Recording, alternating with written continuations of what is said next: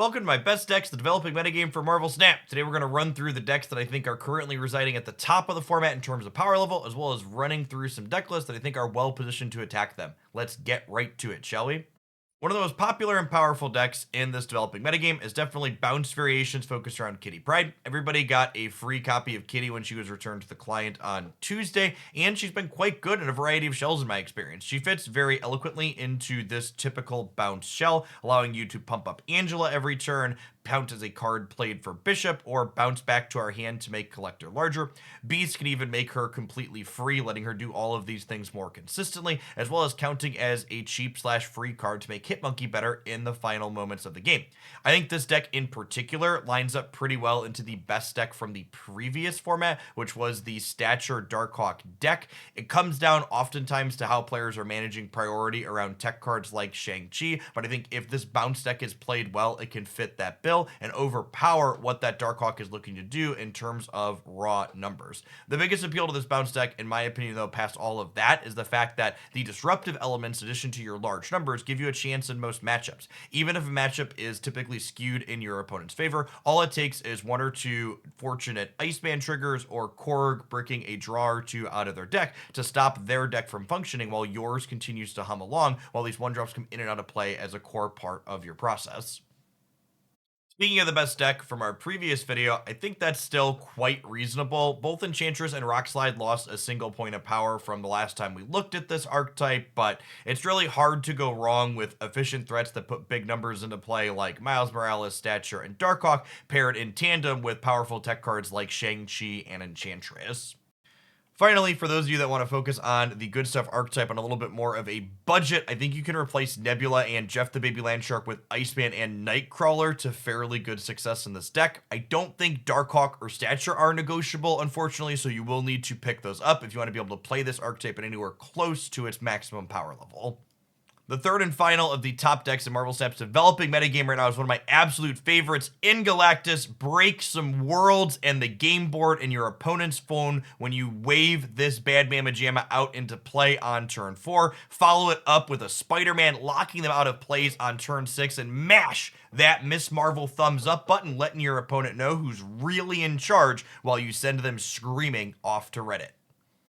All jokes aside, I think this deck is actually pretty well positioned in this developing Marvel Snap metagame.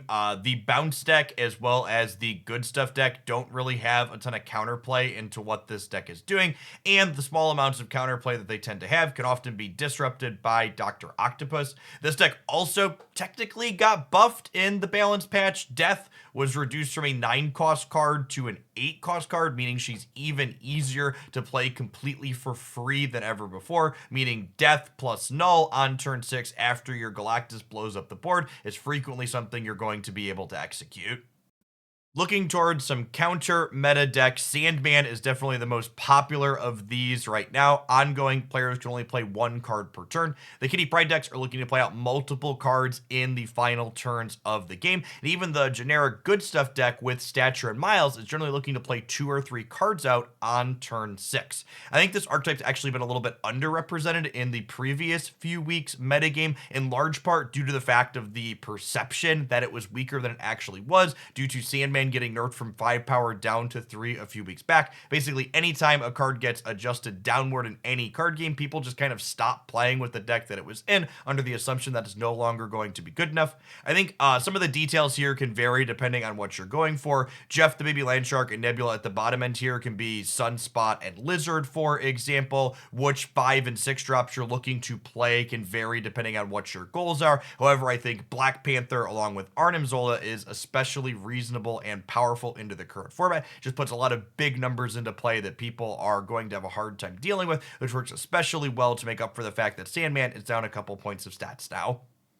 The Sarah control deck is basically Old Faithful at this point. It's existed through many months of Marvel Snap, getting new toys such as Zabu and Hitmonkey, and I think it's still very reasonable in the format in which we're playing today. The strength of this deck, for those not familiar, definitely leans on the fact that Killmonger, Shang-Chi, and Enchantress are all powerful tech cards that answer a lot of problems that you can have, and Sarah, the deck's namesake, means that we can play more than one of these cards out on the 6th turn of the game.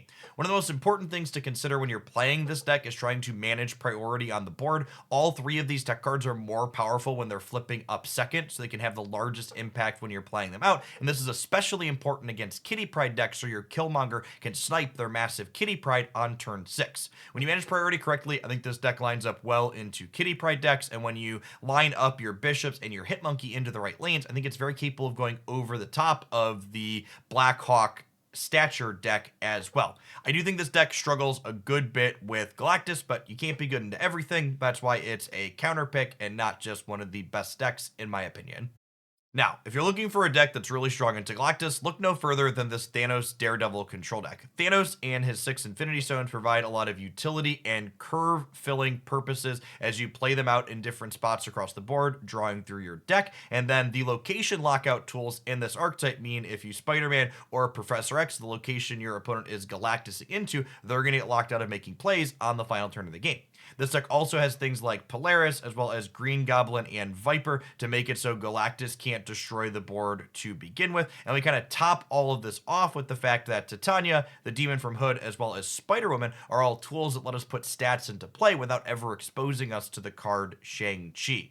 This deck also, I think, works pretty well into the Kitty Pride and Bounce decks because those decks are so board space hungry that a little bit of clutter or Spider-Man and Professor X gumming up a lane in its entirety can often lock them out of having the space to maneuver around the game board like they want to. Again, if you're a gamer working on a budget, neither Nebula nor Jeff the Landshark are core to this Thanos control archetype. In this particular budget iteration, I've substituted them for Iceman as well as Wave here as additional disruptive tools that can be key to winning games in matchups like Bounce.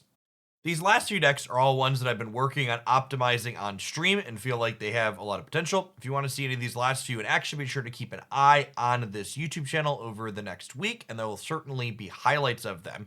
This is pretty close to a stock Shuri deck from before she was nerfed to forcing you to play a card at her location, but Kitty Pride really feels like a solid upgrade to this deck. If you get Kitty early, you start playing her in and out. You can then play Shuri on turn 5, and then your turn 6 is playing Kitty into the Shuri path and then taskmastering to copy that big pile of stats somewhere else on the board. We also have the very typical you can Shuri on 4, soak in your Sunspot on 5, and then 18 power She-Hulk plus Taskmaster on turn 6. We also have Vision, who can be played into the Shuri path and then moved off of it, essentially negating that big drawback that Shuri was given when she was nerfed. As far as budget considerations go, Jeff the Baby Landshark is definitely not a key card in this deck. You can replace it with your other favorite 1 or 2 energy card that you can play early on curve. Overall, I've been really impressed with this deck, and if you're someone that enjoyed Shuri in the previous format, I think Kitty Pride is not only a power level upgrade to what it was previously, but it adds a nice tricky bit of finesse to the deck as well, which really made me enjoy it. This next deck is a more controlling Kitty Pride variation looking to play powerful tech cards like Shang-Chi and Enchantress on the final turn of the game, along with Kitty Pride as well as either Miles Morales or Titania to put stats into play while we do it. This deck also is looking to leverage disruptive elements such as Spider-Man and Green Goblin to give us gameplay into Galactus, and we have Angela as a card that can power herself up not only with Kitty Pride, but also with tools like Nightcrawler and Jeff, which can be deployed to her path and then moved off to lend their own strength somewhere else. Unfortunately, I don't think Jeff is replaceable in this particular deck. It's a key enabler for not only Angela's stat line, but also Miles Morales. So I do think if you want to play this particular deck, you're going to want to pony up those tokens for Jeff the Baby Landshark. Our final deck that I've been enjoying is a variation of Kitty Pride Bounce double up, kind of blending the two ideas together. We're eschewing Falcon and only playing Beast, but we're gaining Moon Girl, who duplicates our hand when we play her out, which is an additional way to make our collector grow. One of the big things this deck does, I think that's a little bit better than the traditional Bounce deck, is Moon Girl letting us double up Hitmonkey as well as a completely free card like Wasp, lets us make this incredibly big flourish on the final turn of the game that lets us wait to kind of show where we're really committing our power to in a way that the Bounce deck that isn't playing Moon Girl can't really afford to do. While I'm not a fan of Galactus as an archetype, there's no denying it that the current Marvel Snap format has a ton of variety in it. There's a lot of different things you can be doing while feeling competitive. I don't think there's a clear number one best deck as of yet, but that could change as things develop more. It's also worth noting that High Evolutionary is going to be coming on Tuesday next week, which is a powerful new card that could shake things up from where they're at now. So it might not be long before, even if things settle, they get a little bit moved around again, just to the natural flow of Marvel Snap's release cycle. I would love to know in the comments down below what decks you've been enjoying playing, and make sure if you enjoyed my musing on the topic to snap that like button and check back in again real soon for some more excellent content here on YouTube.